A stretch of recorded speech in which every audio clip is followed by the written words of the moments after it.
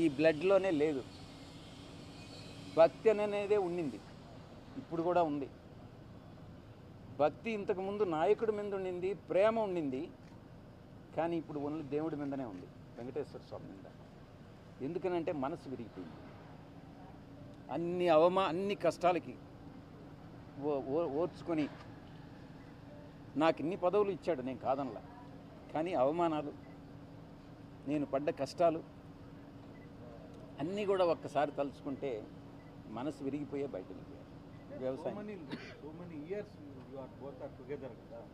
చాలా కష్టాల్లో ఉన్నప్పుడు మీరు దగ్గరుండి చాలా అన్నీ చూసినారు, అంత తెలుసు. కానీ ఇప్పుడు ఏదో చిన్న ఇష్యూలతో మనసు విరిగిపోయిందని. జీవిత భాగస్వాములే విడాకులు తీసుకొని వెళ్ళిపోతున్నారు. మీ సంగతి ఏదో నాకు తెలీదు. ఇంకా నేను ఇన్ని తరాలుగా ఉండింది, కాస్త 3 తరాలుగా ఉండాలి, నేను కాదనలా.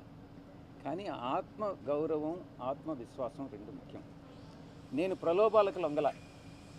మా నాయకుడు నన్ను ప్రలోభాలకు లొంగావన్నాడు, నేను భయపడ్డానన్నాడు, నేను భయపడలా. ఇంకోటేది ప్రలోభం, భయం, విశ్వసనీయత కోల్పోయానన్నాడు. విశ్వసనీయత కోల్పోలే.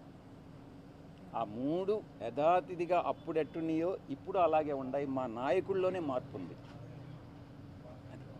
థ్యాంక్ యూ, ధన్యవాదాలు.